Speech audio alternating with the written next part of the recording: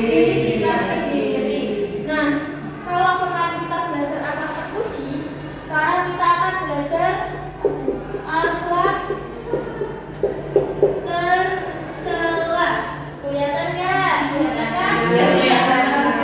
Nah, akhlak tercela yang akan kita bahas pada hari ini merupakan israf. Ada yang tahu israf? Iya, berlebihan. Nah, anak-anak pernah gak sih kalian melihat atau bahkan mengalami sendiri ketika kalian membeli takjil di sore hari di bulan Ramadan, terus kalian itu pengennya itu banyak banget karena kan takjilnya enak-enak ya. Terus kita juga lagi puasa. Nah, pernah gak sih kalian belinya itu terlalu banyak, tapi ternyata saat dimakan itu tidak habis? Pernah gak? Pernah ya. Nah, itu merupakan perilaku yang baik atau tidak? Tidak. Itu karena berlebihan. Nah, itu adalah yang akan kita bahas pada hari ini. Berlebih-lebihan. Nah, berlebih-lebihan dalam sesuatu itu tidak baik. Nah, dalam Islam Allah itu melarang kita untuk berbuat berlebih-lebihan karena berlebih-lebihan itu adalah teman setan. Mau gak jadi teman setan? Enggak. Nah, berlebihan juga merupakan sifat yang dilarang oleh Allah dalam Al-Quran. Nah, karena berlebihan itu akan menimbulkan dampak yang buruk bagi diri kita sendiri dan orang lain. Contohnya dampak pada diri kita sendiri bagaimana, Mbak Umi? Tahu nggak? Uangnya sampai habis. Cepat habis, betul. Terus kalau buat orang lain, contohnya kecemburuan sosial. Jadi kita banyak itu iri-irian, itu tidak boleh. Berarti belum ya contohnya ya. Nah, contoh dari berlebihan, misalnya apa yang paling gampang yang biasa kita lihat? Apa? Memakai lampu berlebihan walaupun siang hari tapi tetap dinyalakan. Itu merupakan perilaku berlebihan.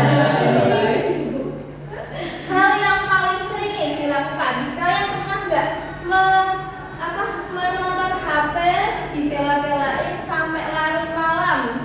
Pernah nggak? Enggak. Nah, masa saya.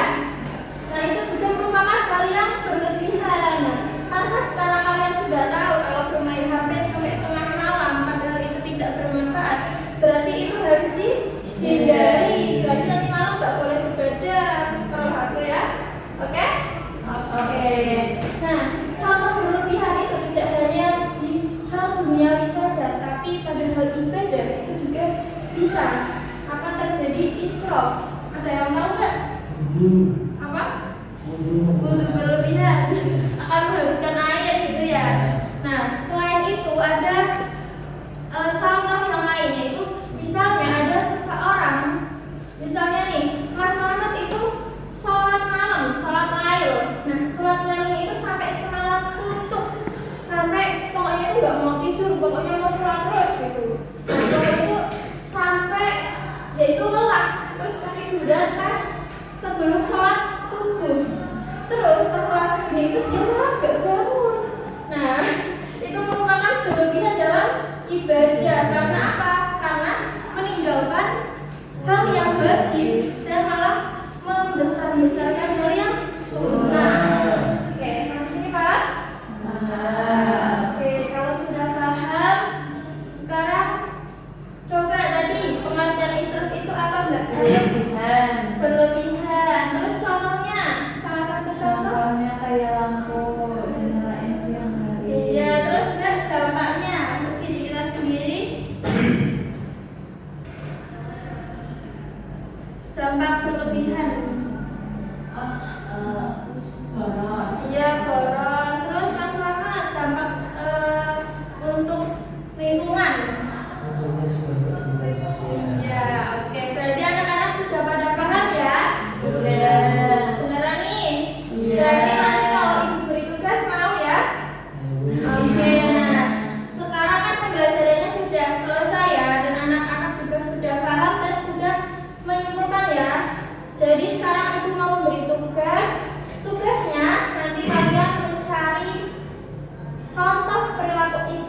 kehidupan sehari-hari, dicari contohnya, dituliskan di buku, terus kalian cari tuh dampaknya dari perilaku Islam itu apa, gitu.